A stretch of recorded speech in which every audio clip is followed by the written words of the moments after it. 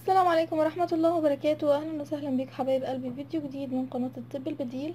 النهاردة ان شاء الله جايبه لكم وصفة هايلة جدا ممتازة جدا يا بنات، باذن الله هتفيدكم لانها كلها بزيوت طبيعية.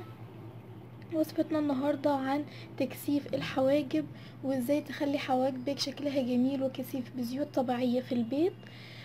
النهارده ان شاء الله هنتكلم عن ده، ومعانا الزيت الاساسي والرئيسي وهو زيت الزيتون. طبعا زيت الزيتون غني عن التعريف. زيت الزيتون ده يا بنات من اكثر الزيوت اللي بتساعد على النمو بشكل سريع، يعني نمو الشعر بشكل عام مش بس نمو الحواجب. هنستخدمه ازاي؟ هنشوف دلوقتي مع بعض ازاي هنستخدم زيت الزيتون. كمان يا بنات مش بس جايبه لكم زيت الزيتون، معانا كمان زيت الخروع، هنشوف ازاي هنستخدمه لتكثيف الحواجب. وكمان جايبه لكم زيت جوز الهند، كمان هنشوف مع بعض ازاي هنستخدمه لتكثيف الحواجب. خلينا دلوقتي مع بعض وهنشوف ازاي الاول هنستخدم زيت الزيتون. يبقى اول حاجه هتعمليها ايه؟ هتجيبي حبه قليله من زيت الزيتون، هتحطيها على قطنه، سواء كانت القطنه المدوره بتاعه الميك اب، او لو ما عندكيش قطنه ميك اب تستخدمي القطنه العاديه. بتحطي عليها حبه قليله من زيت الزيتون وبتدلكي بيها الحواجب. بتدلكيها كده، يعني ادي القطنه والحاجب بتدلكيها بالشكل ده عليها.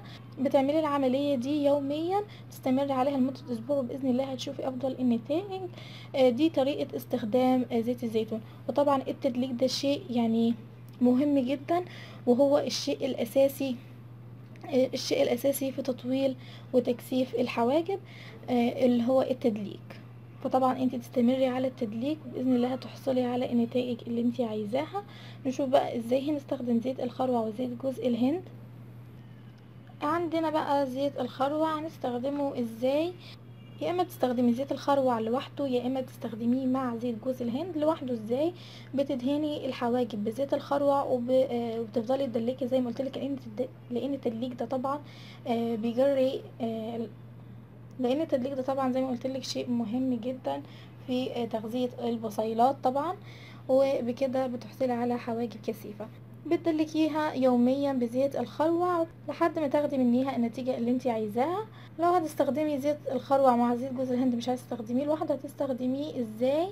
هنجيب زيت الخروع وهنجيب زيت جوز الهند، وهناخد يعني كميات متساوية من الاتنين وهنخلطهم مع بعض كويس جدا.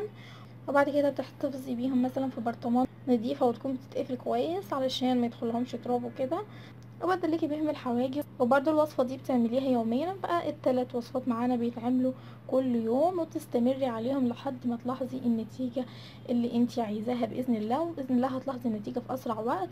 حبايبي وكده خلصت وصفاتي ليكم النهاردة، مكونات سهلة وبسيطة كلها زيوت طبيعية طبعا، ومفيدة جدا للشعر كله ومفيدة جدا للشعر بشكل عام. وطريقة الاستخدام مفيش اسهل من كده ولا ابسط من كده.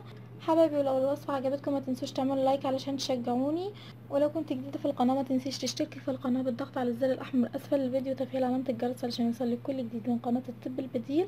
واشوفكم على خير حبايبي في فيديو جديد. السلام عليكم ورحمة الله وبركاته.